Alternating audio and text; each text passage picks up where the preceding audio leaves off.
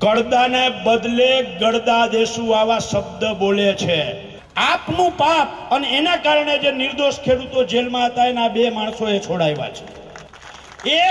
એક આપવાળો એને છોડાવવા નથી આવ્યો। ગુજરાતમાં કડદા આંદોલનનો મુદ્દો છે હવે મુખ્ય મુદ્દો બની ગયો હોય તેવું લાગી રહ્યું છે, કારણ કે હવે આમ આદમી પાર્ટી છે એ લડી લેવાના મૂડમાં આ મુદ્દા પર જોવા મળી રહી છે। અરવિંદ કેજરીવાલ પણ 31મી તારીખે હવે આ મુદ્દાને આગળ વધારતા જોવા મળશે। તેઓ ગુજરાતના પ્રવાસે આવી રહ્યા છે। અરવિંદ કેજરીવાલ અને ભગવંત માન બંને ગુજરાતના પ્રવાસે આવી રહ્યા છે, ત્યારે હવે એક વાત તો એ સ્પષ્ટ છે કે આવનારા દિવસોમાં આ કડદા પ્રથા છે, આ ખેડૂતોનો જે મુદ્દો છે એ ટોક ઓફ ધ ટાઉન રહેશે અને આમ આદમી પાર્ટી પૂરો પ્રયત્ન કરશે કે આ મુદ્દા પર લડી લે, કારણ કે ખેડૂતોને ન્યાય અપાવવા માટે આ જે કડદા પ્રથા, કડદાનો વિરોધ જે છે એ સૌથી પહેલાં આમ આદમી પાર્ટી દ્વારા જ શરૂ કરવામાં આવ્યું હતું। હાલ પ્રવીણ રામ અને સાથે સાથે તમામ જે નેતાઓ છે, ખાસ કરીને રાજુ કરપડા અને પ્રવીણ રામ હાલ જેલમાં છે અને હવે બીજા નેતાઓ પણ આ મુદ્દાને આગળ વધારી રહ્યા હોય તેવું લાગી રહ્યું છે। ત્યારે આ બધાની વચ્ચે સોશિયલ મીડિયા પર એક વિડીયો છે કોંગ્રેસના નેતા પાલભાઈ આંબલિયાનો, જે ખૂબ વાયરલ થઈ રહ્યો છે। તેઓ ગોપાલ ઇટાલિયા પર કટાક્ષ કરતા જોવા મળી રહ્યા છે। જાહેરમાં કાર્યક્રમ યોજવામાં આવ્યો હતો, કોંગ્રેસની સભા હતી અને એ સ્ટેજ પરથી પાલભાઈ આંબલિયા છે એ વિસાવદરના ધારાસભ્ય ગોપાલ ઇટાલિયા પર આક્ષેપ કરી રહ્યા છે અને કહી રહ્યા છે કે જ્યારે ખેડૂતોને તેમની જરૂર હતી તેમને ખેડૂતોના નામે મત મેળવ્યા અને વિસાવદરના ધારાસભ્ય બન્યા, પરંતુ જ્યારે ખેડૂતોને જરૂર હતી, બોટાદમાં આંદોલન શરૂ થયું હતું, ત્યારે ગોપાલ ઇટાલિયા ક્યાં હતા? તેઓ ખેડૂતોના વારે કેમ નથી આવ્યા? જે નામથી તેમને મત માંગ્યા અને ખેડૂતોના નામથી તેઓ જીત્યા છે, પરંતુ ખેડૂતોના વારે તે સમયે તે ન આવ્યા। આ સાથે જ અનેક પ્રકારના તેમને સવાલો ગોપાલ ઇટાલિયાને લઈને ઉત્પન્ન કર્યા છે। જો સ્ટેજ પરથી શું કહી રહ્યા છે તેમનું આ નિવેદન છે અત્યારે સોશિયલ મીડિયા પર ખૂબ વાયરલ થઈ રહ્યું છે। સૌથી પહેલા એ સાંભળીએ। કડદાને બદલે ગડદા દેશું આવા શબ્દ બોલે છે અને પછી પોલીસ આવે છે।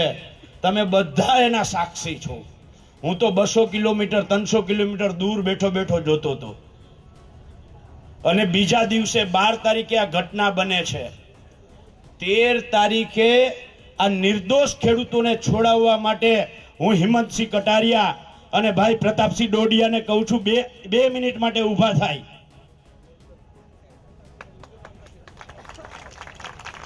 આ પાપ, આપનું પાપ અને એના કારણે જે નિર્દોષ ખેડૂતો જેલમાં હતા એના બે માણસોએ છોડાવ્યા છે। એક આપવાળો એને છોડાવવા નથી આવ્યો। અને મારે આજે કેવું છે, બાકી આખી ટીમ હતી, પણ મારે આજે કેવું છે કે જે ખેડૂતો માટે, ખેડૂતોના નામે મત લઈ અને વિસાવદરમાંથી ધારાસભ્ય બનનાર ગોપાલ ઇટાલિયાને આજે 10,000 ખેડૂતોની વચ્ચે સવાલ કરું છું કે ચૈતર વસાવાને છોડાવવા માટે તમે ત્યાં જઈ શકો છો, રાજપીપળા જઈ શકો છો, ત્યાં જઈ અને કોર્ટમાં ઘૂસવા નથી દેતા। મારી પાસે આઈ કાર્ડ છે, હું વકીલ છું, આવું કરી અને ત્યાં તમે જાઓ છો। તો આ ખેડૂતો જેના મતથી તમે જીતા છો, એ મારા હળદરનો ખેડૂતનો શું વાંક હતો?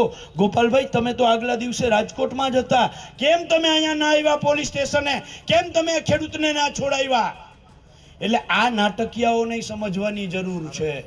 અને નંબર 3, ઈ નાટકીયાઓનો એક નવો નમૂનો હમણાં તમને 31 તારીખે જોવા મળશે। ગઈકાલે આ આપણા જે ખેડૂત ભાઈઓ અંદર છે એની તારીખ હતી અમિતભાઈ કોર્ટની, અને જે આમ આદમી પાર્ટીએ મોટી વાતો કરી કે અમારી પાસે લીગલની ટીમ છે। અહીંયા રામકુભાઈ કરપડા અહીંયા બેઠા છે। ગઈકાલે કોર્ટમાં સુરેન્દ્રનગર કિસાન કોંગ્રેસના ચેરમેન રામકુભાઈ કરપડા જાય છે। આમ આદમી પાર્ટીનો એક વકીલ ત્યાં નથી અને એના કારણે આજે જામીન રદ થયા છે। આ સમજવાની જરૂર છે। એ લોકો 31 તારીખે આના ઉપર ફરીથી હમદર્દી મેળવવા માટે અરવિંદ કેજરીવાલને બોલાવે છે અને પંજાબના મુખ્યમંત્રીને બોલાવે છે। હું આજે 31 તારીખને બદલે આજે એમને સવાલ કરું છું કે પંજાબના મુખ્યમંત્રી શ્રી, તમે જે 31 તારીખે અહીંયા ખેડૂતો માટે હમદર્દી દર્શાવવાના છો, અહીંયા 12 તારીખે ઘટના બની, 8 તારીખે તમારા પંજાબમાં તમે ખેડૂતોને મારીને પાડી દીધા છે. તો પંજાબમાં તમારો ખેડૂતો માટે રોલ અલગ છે અને ગુજરાતમાં અહીંયા આવી અને તમે નાટકો કરો છો. જો તમારામાં તાકાત હોય તો પંજાબના ખેડૂતોને પહેલા ન્યાય અપાવો, પછી ગુજરાતના ખેડૂતોને ન્યાય અપાવજો.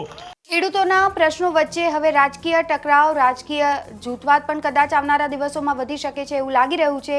પરંતુ રાજકીય વિશ્લેષકોનું પણ એવું માનવું છે કે આમ આદમી પાર્ટીમાં કદાચ જૂથવાદનો મુદ્દો છે એ ચાલી રહ્યો છે, હજુ ખુલીને એ બહાર નથી આવ્યો. જ્યારે બીજી બાજુ જે નિવેદનબાજીનો દોર છે, આરોપ પ્રત્યારોપની રાજનીતિની પણ શરૂઆત કરી દેવામાં આવી છે. જો કે અત્યાર સુધી જે સવાલો પાલભાઈ આંબલિયાએ ઉત્પન્ન કર્યા છે તેનો વળતો જવાબ ગોપાલ ઇટાલિયાએ હજુ સુધી આપ્યો નથી. પરંતુ સોશિયલ મીડિયા પર પાલભાઈ આંબલિયાનો આ વિડીયો છે એ ખૂબ વાયરલ થઈ રહ્યો છે. આ મુદ્દા પર આપના શું અભિપ્રાયો છે આપ અમને કમેન્ટ બોક્સમાં જાણ કરજો. અત્યારે બસ આટલું જ. નમસ્કાર.